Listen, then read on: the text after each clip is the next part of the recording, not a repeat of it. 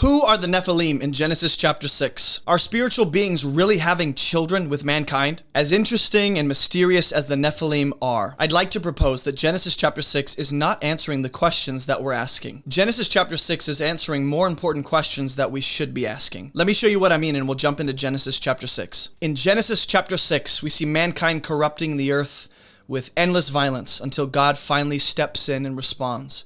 God chooses Noah to preserve a remnant, and Noah obeys God by doing all that God has said. If I were to summarize this chapter in two words that could capture the heart of this chapter, it would be destruction and preservation. Destruction and preservation. If we break down this chapter into 4 segments, you'll see that verse 1 through 7, you're going to see the corrupted world full of violence and wickedness, that unholy mixture. Verse 8 through 10 is God's righteous remnant. Verse 11 through 13, God shares his plan and his analysis of the world with Noah. And then verse 14 through 22, God's instructions for Noah to preserve life on the ark. Just a few key words and key ideas to look for as we start this session in Genesis chapter 6. Some key words to look for, depending on your translation: man or mankind, daughters, sons of God, the earth and the land, which can often emphasize something a little different. There's nuance to those words in the Hebrew. Corrupt and violence. Those are key words to look for. Key ideas are a little different.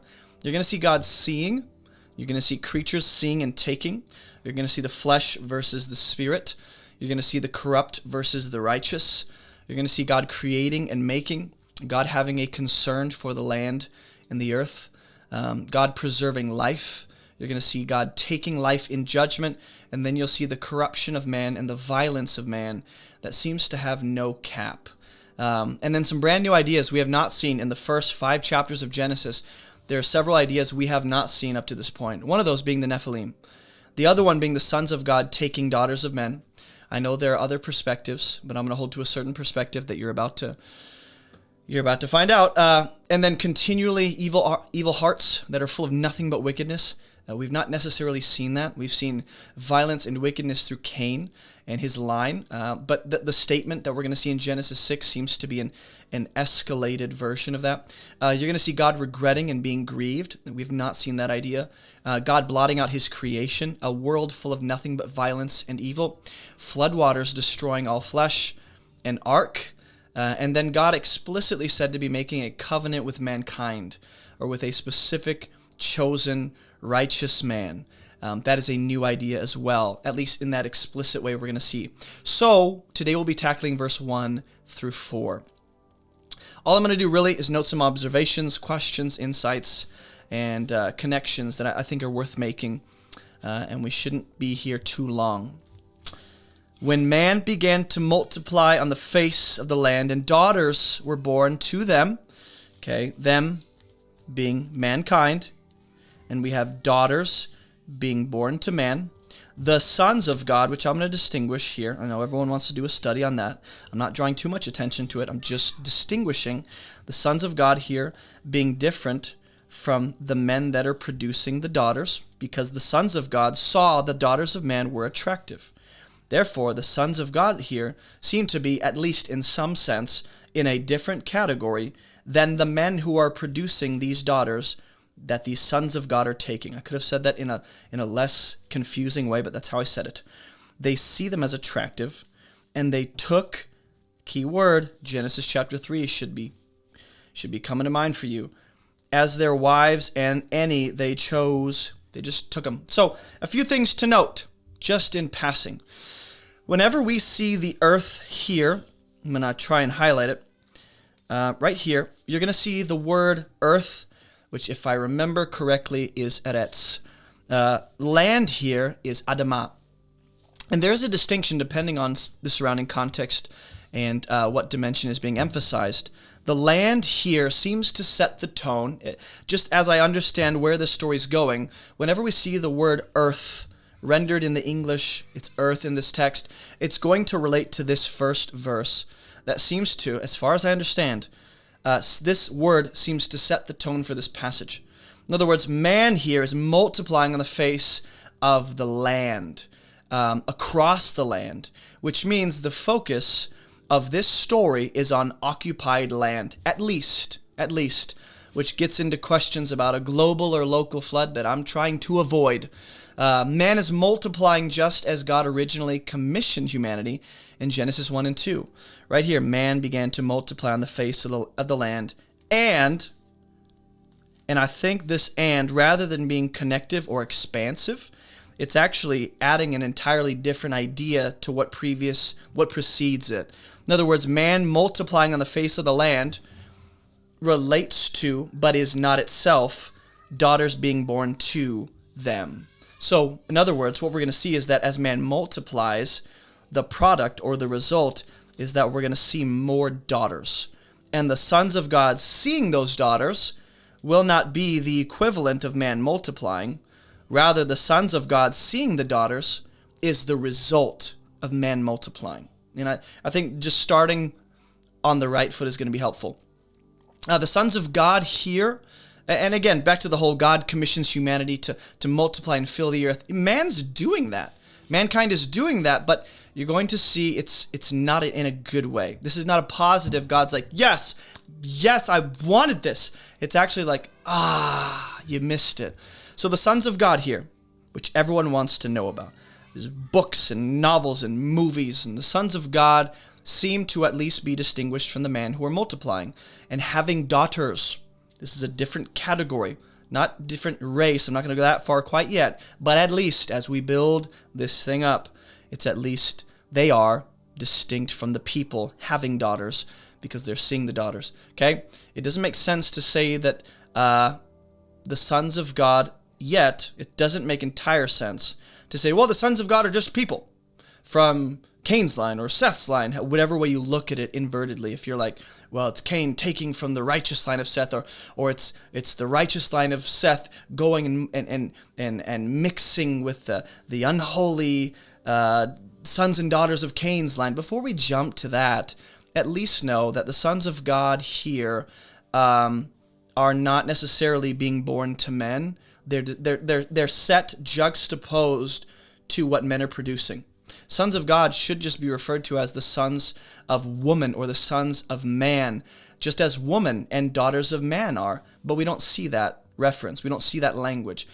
We just saw sons of man who are fathered by men in Genesis chapter 5. These men fathered these men. This was the son of this man. We saw the seed of the woman.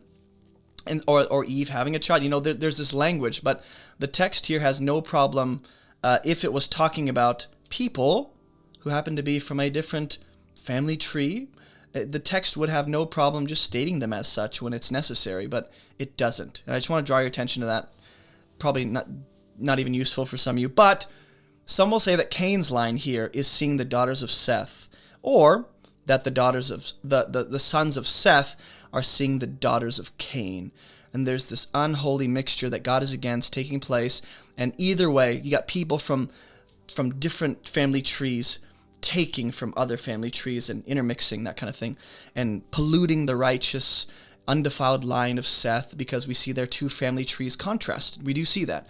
In Genesis 4 and 5, we see Cain's line in chapter 4, and in Genesis 5, we see Seth's line, which actually starts with Adam, to almost juxtapose Adam with Cain, which is interesting, but I don't want to go down that rabbit hole. Nowhere is Seth's line of descendants referred to as some holy, perfect, undefiled race or priesthood. You can import ideas that we see in the nation of Israel and go, well, it looks more like that's fine, but there's no clear language of that.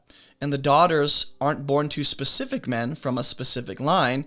The daughters are just born to mankind in general. So there's no special family line in mind, just an entire race of humans having daughters, and then the sons of God seem to be distinct from that.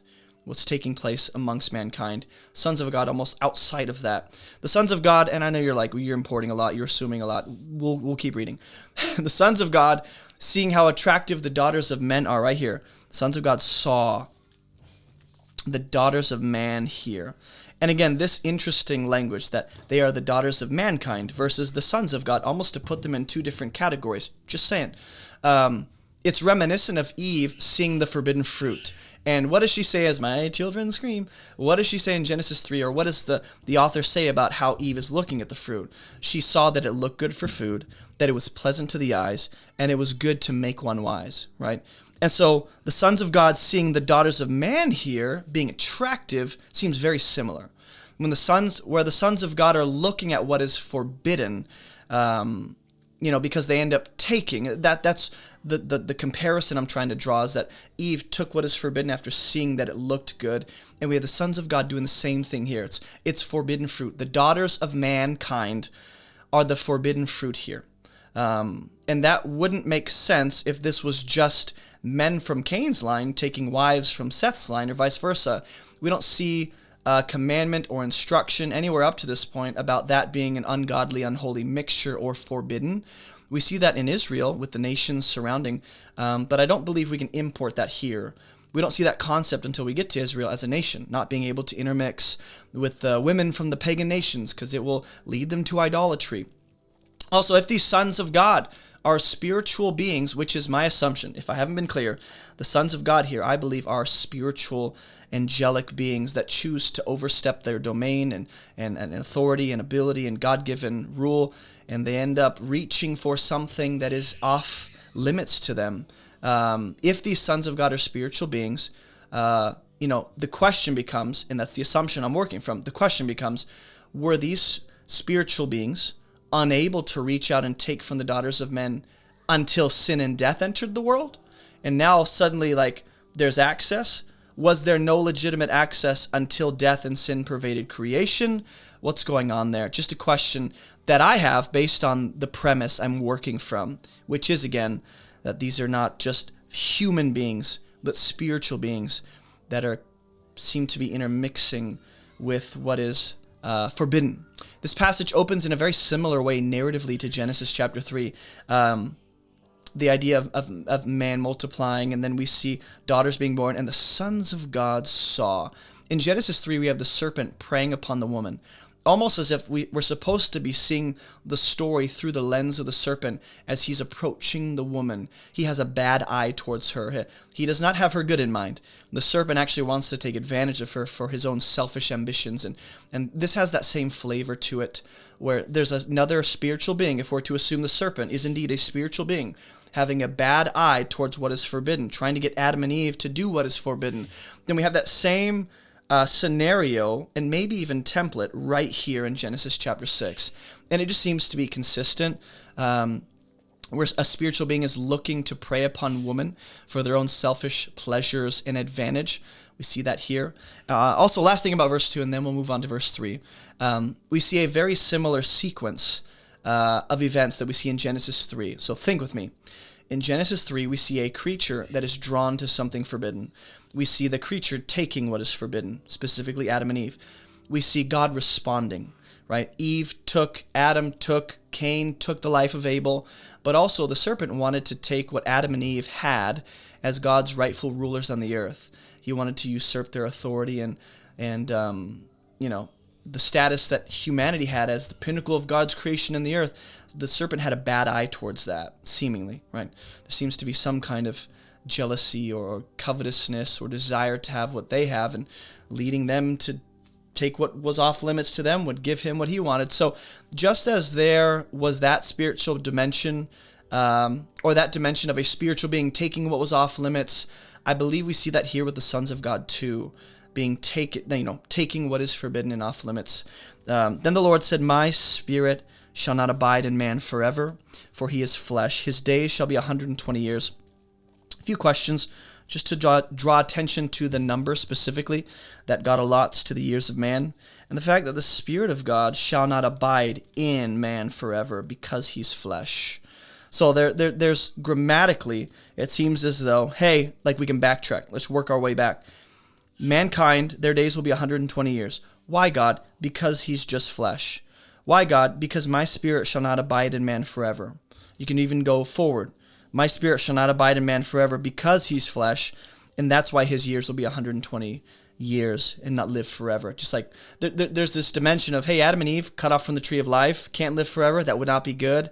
And then we see that escalate here in Genesis chapter 6. Real quick, if you don't know me, my name is Jason, and I have some free gifts for you at abovereproachministry.com. Go to the website or click the links in the description below to check out all of our free Bible study resources. We have online Bible classes, devotional studies, Bible study workshops, all of my sermon notes, and more. You can even join our online church community on the Discord app. We also have discussion groups all around the world, and if you don't see one in your area, message me and we'll help you start a launch group. I personally lead a group in Spartanburg, South Carolina. If you live in the area, we'd love to have you join us on Fridays for Bible study. So contact me if you're interested, and if you or your church would like me to come preach or teach, just message me or shoot me an email and we'll see what we can do, because I love preaching in person. If you're a new follower of Jesus, click the New Believer section to access everything we recommend for new believers. And be sure to snag a copy of my book, Fruitful, to support this ministry. All right, that's all I got for you. Let's jump back into the video.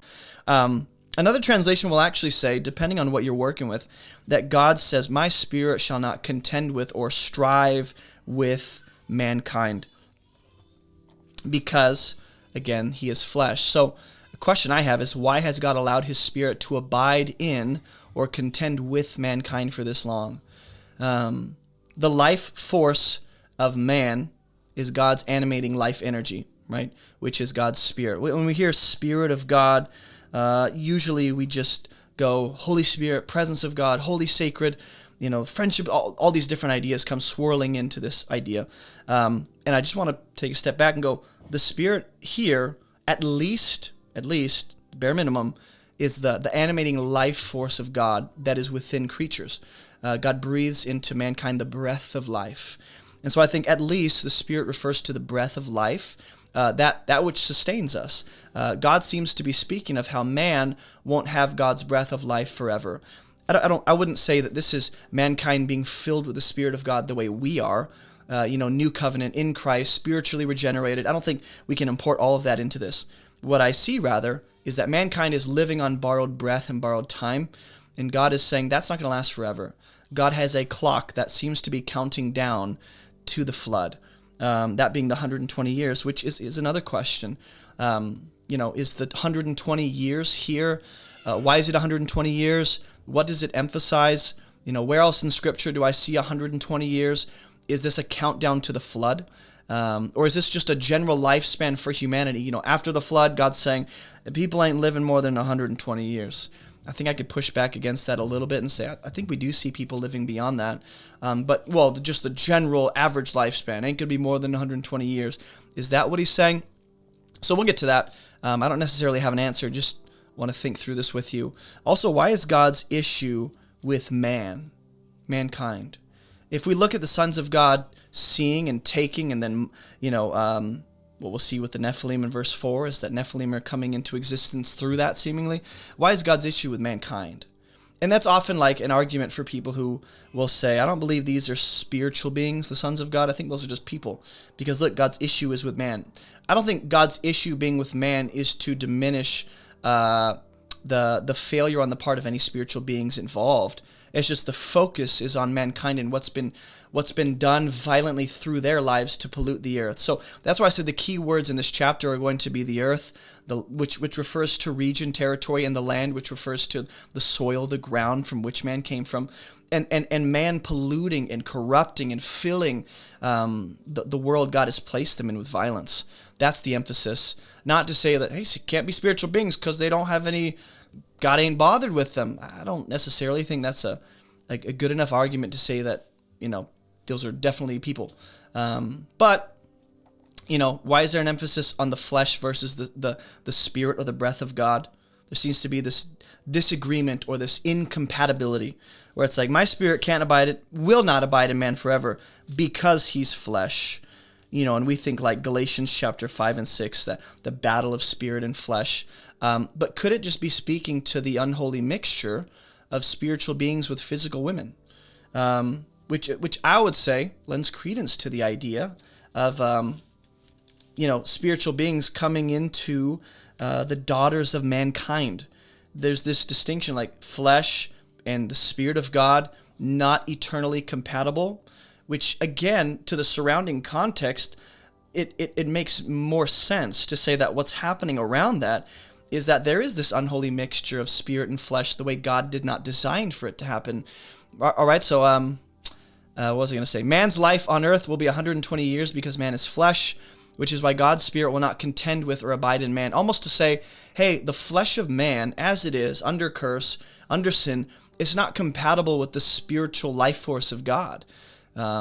It's not compatible with the breath and the animating life force of God, which is why there's a limit to how long a man can have the spirit, or the breath of God. I don't like using the word spirit because it makes us think like they had the spirit of God, they were regenerated, they had new hearts and new minds, they were children of God, they were in Christ. Without importing all of that, we can just say, well, the animating life force of God, by nature, since it emanates from God, it is to be never-ending. But the flesh of people containing that life force, we don't live forever. Our flesh, at least, our body cannot match the lifespan of God's life energy in us. Is that a weird thing to say? Our bodies cannot last as long as the life energy God has placed within us. That's why we have the glorification of the saints, and that's why we have new bodies. That's why we have the resurrection. But I don't want to get ahead of myself. Also, we go to the Nephilim, which is what everyone's tuning in for. The Nephilim were on the earth, and everyone's like, yes, finally. I'm not going to say much about it because it's not the focus of the text. The Nephilim were on the earth. They just seem to be supplementary, just additional information that really gives you a picture of why God is doing what he's doing and what's happening on the earth, but they are not the focus of the narrative. Everyone wants to make the mysterious Nephilim, are they giants, are they half-breeds, what's going on? And we obsess over what we don't know, and we miss the forest for the trees.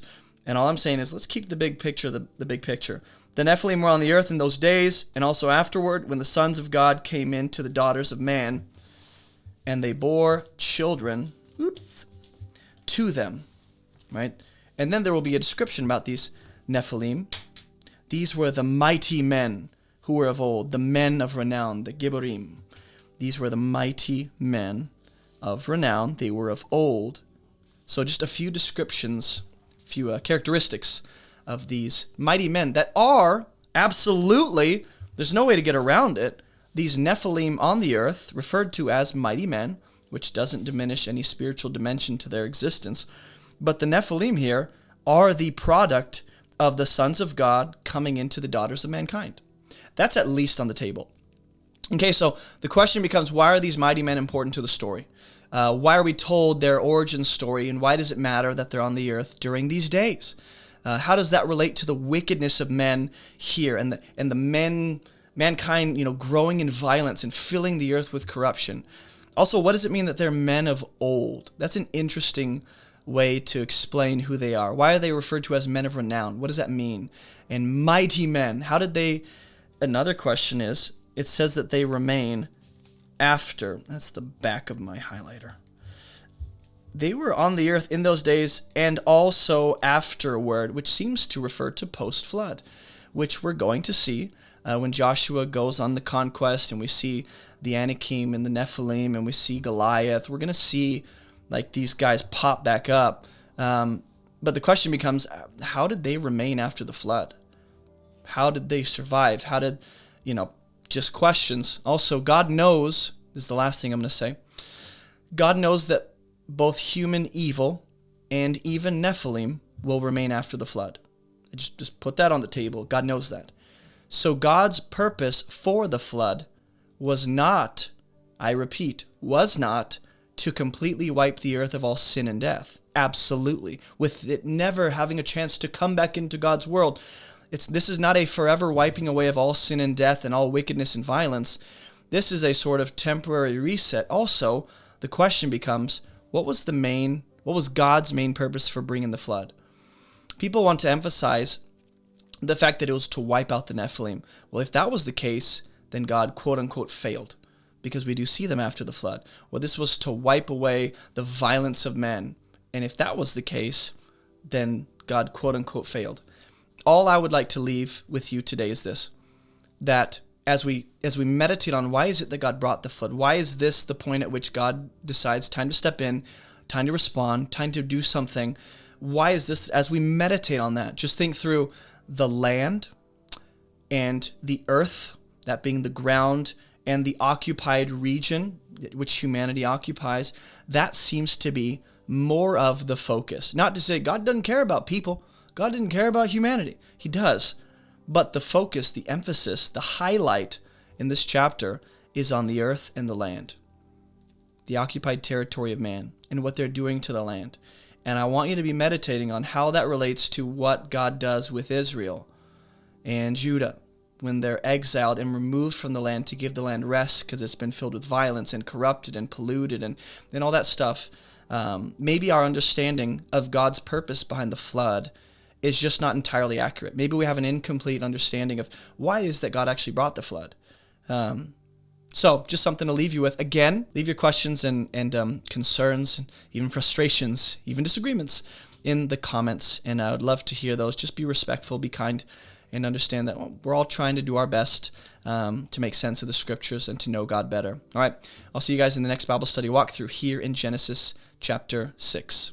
Hey, thanks for watching. Don't forget to share your thoughts and your insights in the comments. If you want to share your thoughts and questions about these studies, join us every Thursday evening at 8:30 p.m. Eastern Standard Time for a live discussion together. And thank you for supporting this ministry. Your support helps us accomplish our mission, which is to teach people how to read the Bible so they can live and teach it for themselves. We're only able to make all of these free resources because of generous supporters like you. So thank you very much for all of your support. Make sure to visit AboveReproachMinistry.com to check out all of our free resources.